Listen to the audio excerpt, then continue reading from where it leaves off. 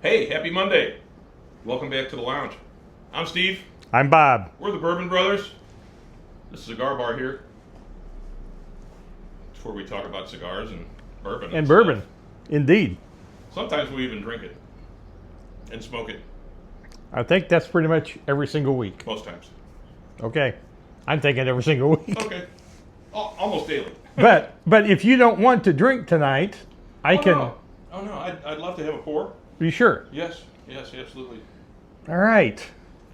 So. It's more of that take your breath away high proof bourbon you got there. I mean, it's not super high proof. So. All right. So this is the Willett Family State Bottled Small Batch Rye. It is just 110.6 proof. So it's not way up there. But, yeah. All right, I'm interested in this one. Well, I'm always interested in every single bourbon we pop open. Yeah, I mean, you pretty much can't go wrong with Willett products. That is true. They do an amazing job. You wanna tell our viewers why the cigar is not in your mouth as you're trying to light the end of that? Well, yeah. Common strategy when you're getting ready to light a cigar, especially a good one, is to roast the end of it. You don't want to roast it with the blue part of the flame, just the very tip of it, just to kind of get it cooking a little bit. And you don't want to overdo it, but it kind of gets the ball rolling, I guess, and initiates a good, clean smoke. Oh, well, there you go. And then once you've roasted it, then it's time to stick it in your mouth And actually light it.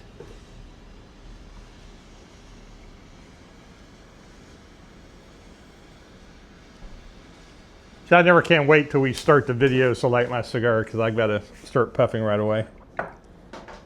So, okay. So the Willett.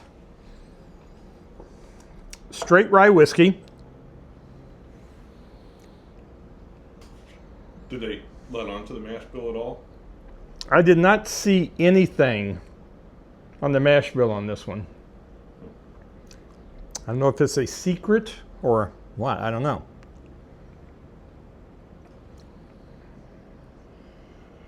Definitely getting some vanilla scent.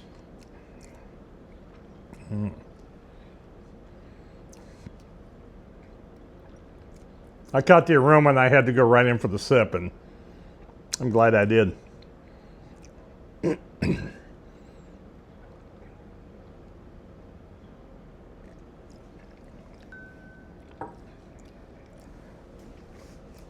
All right, so definitely getting vanilla.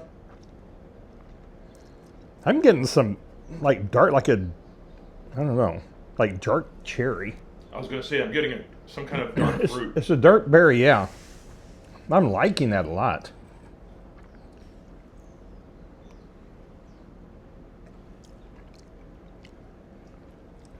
I didn't really want to say it out loud because we were tasting something the other day, and the very first thing I tasted was black cherry. I was thinking maybe I had it on the brain or something, but I'm definitely kind of tasting that here. It's good, very good.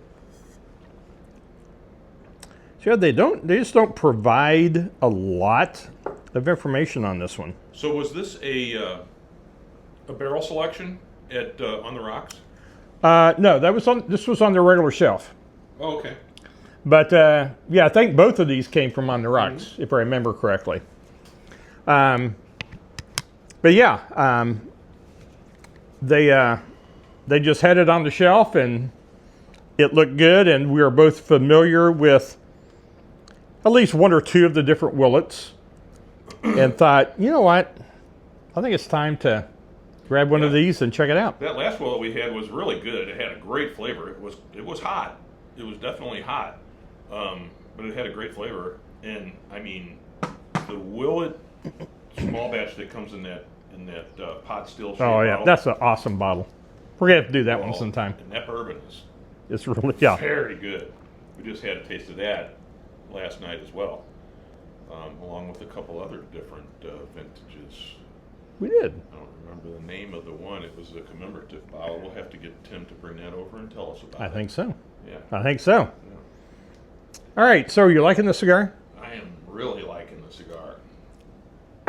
All right, so Very good smoke. this is a Padron.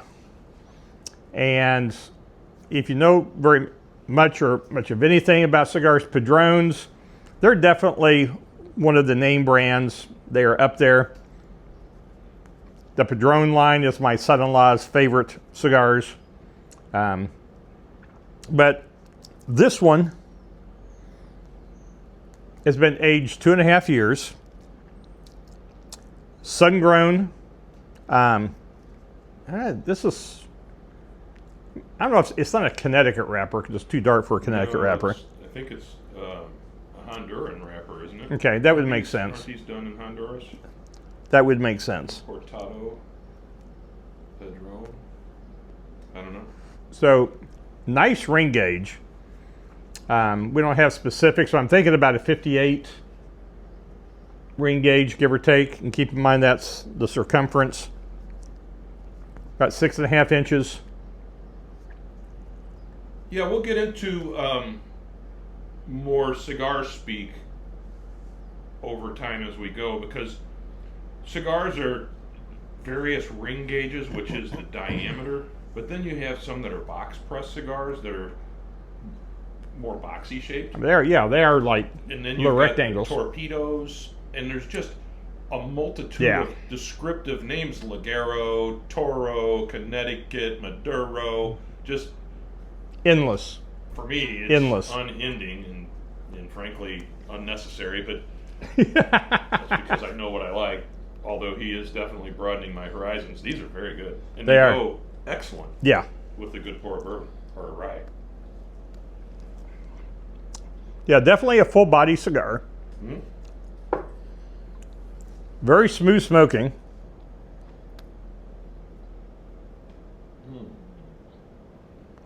A little bit of spice. Man, the finish on this is really good. It is.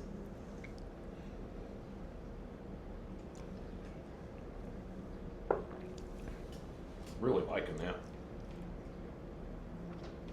We talked about the legs. Definitely has good legs. Remember swirling it and then watching it come back down the glass. So I'm going to try something here and see if my microphone works. Because I didn't have it on before. Ah, I see. Yeah. I hope they've heard all of your witty and informational comments. Yes, our witty repartee. Mm-hmm. Well, we'll see if this is... I guess the audience would have to be the judge of whether beneficial. or not it's witty or not. So yeah, give us a comment. Tell us if the microphone makes a difference or not. I've got a pretty deep voice anyhow, so You it do. does manage to carry somewhat. But yeah, I really like these. And of course, I was so anxious to smoke these, I forgot to put my microphone on, and that's You know the what? source of my malady. Sometimes things happen. Mm-hmm. And I think we have another bourbon for tonight, don't we? That we do. That we do. So what do you have on your side of our barrel table?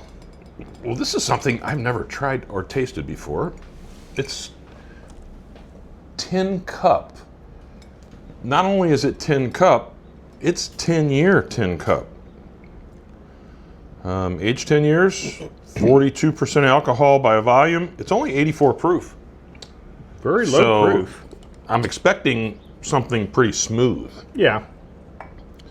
It comes with Okay, I was going to say, that's a little bit of a different comes top with on a that. handy dandy little top. The regular tin cup comes with a more metallic, like the inside of this one. The entire cup is metal colored, but this is dark, I guess, to go with the dark label. Yeah. And I'm guessing because it is tin cup, Well, yeah, we that's get you get a little tin cup with it. the tin cup on the roof. There you go.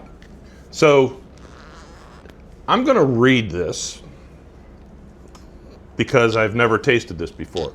Now we tasted tin cup, Right, but just not the the 10 year. just a regular tin cup, but not the 10-year. So it says the nose opens with light scents of aged oak and vanilla.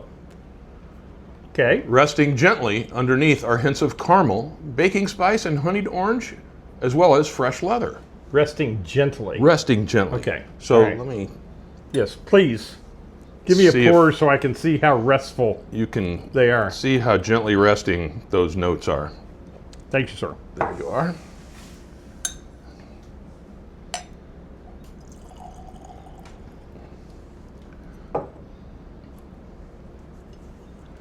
I've always liked Tincup.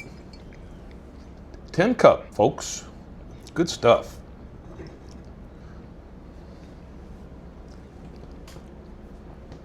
So what's their nose? Is it accurate?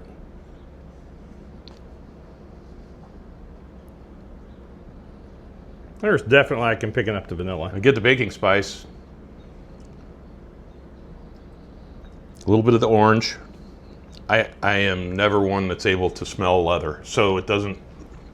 The smell of fresh. I mean, I can smell leather when I'm at the barn with my daughter, and the horses are all there, and you can smell all the tack that's in the barn. But for some reason, Not in I'm your bourbons. never able to pick it up in my bourbon. There are several descriptors that I Yeah. have yet to figure out. So on the palate, there are sweet notes of orange zest, oak, vanilla bean, and brown sugar merging together, delivering an overall light, creamy mouthfeel.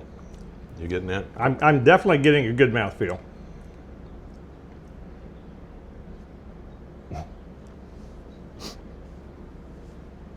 Are you choking on your bourbon again, Steve? But yeah, very smooth, which you would expect with the lower proof. You know, light, creamy mouthfeel is I know. On point. It is. uh, Brown sugar, definitely. I'm picking up the brown sugar on this one. yeah. So a rye spice undertone pulses throughout and adds a pleasant dash of spice. Then on the finish, light spice appears and briefly ramps up before transitioning to muted vanilla and oak. Wow. A pleasant heat. That's some detailed A pleasant tasting heat notes. lingers and intertwines with a drier oak note. Wow. Yeah. How about that? How are your notes? Oh, always on point. Dreamy. Yeah, it doesn't have the level of spice that other ryes that I've had has. I mean, it's a definite. I'm not sure about what the proof ratings were on the on previous ryes that I've had, but Well, it's not a rye. well, I thought, oh, that may be why I'm not thinking that. It's a bourbon. Okay, well, oh yeah, mine was a rye. Straight bourbon whiskey rested So in white confused sometimes. American oak barrels for a minimum of 10 years. Okay, A whiskey at its peak, Tincup 10 is mountain whiskey, cut with Rocky Mountain water and bottled at an elevation of 5,251 feet. wow. Yeah. So we have a lot more information on this one. Yep. And I like being able to do some research. It's still no mash and bill. Get a lot of it. Sometimes I wonder if they kind of keep some of that secret.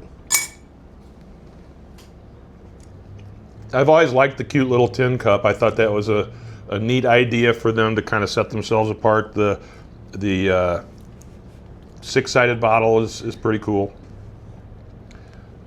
Just it's an eye catcher. It is. If you haven't purchased it before, you I mean, see it on the shelf and you'll you're like, recognize oh, it immediately. What's this? Yeah. Yeah. And then once you try it, it's easy to recognize now. But this 10-year, I'm gonna say it eclipses the regular I would agree with that. 4-year tin cup. I would agree with that. There's a lot more flavors going on. A lot deeper flavor profile. Obviously, 10 years makes a difference. It does. The additional 6 years There in you the go. barrel. Think of how much the devil's cut is. What the difference in the barrel capacity or quantity is, because when they put it in the barrel's full. But as it ages over time, through the process of aging, a certain amount of it is going to evaporate, and that's the devil's cut. Or No, it's not. no, It's that's angel the, something. That's the angel share. Angel's share. What's the devil's cut? The Devil's Did Cut. you just make that up? No, the Devil's Cut is. Yes. Oh my gosh, I'll have to get back to you on that. There is Next episode, we're going to tell you about Devil's Cut. It is a thing. The Devil's Cut is a thing. Yeah, the Angel Share. I'd heard of that. Yeah. So as we go forward, we're going to talk more about cigars too. You know, like I said, the ring gauges, the different varietals, and all those things. Different binders and wrappers and all that stuff. Different equipment. You know, like this is. We each have our different lighters. This is a cheap little $12 3-burner torch that I've had for probably 10 years, and it won't die. Bob has a little more highfalutin deal with. It's got lots of little gadgets. You can do a V cut. You can do a punch. It's got it's called a reamer. So it's every once in a while, a cigar has a really hard draw. And so it has this like a little spike that you can put down into it to kind of open it up a little bit. It has a nubber. A nubber. A nubber. That's what that's called. Cool.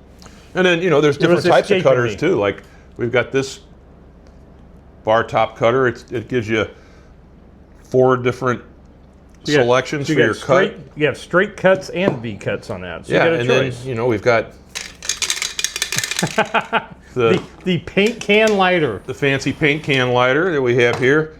I don't know. We'll talk about it all kinds of gadgets whenever you are a cigar smoker. But too many gadgets. The most important thing is that you're here, you're watching, and we love that you are. So please, like, subscribe, follow, share. By all means, comment. We love the comments. Yeah, give us feedback. I'm going to reply to every comment that I see, and I try to do that every Monday. I'm not the best at it, but I'm getting better. So we're getting better at the whole whole situation here, I think. Yeah. At least hopefully.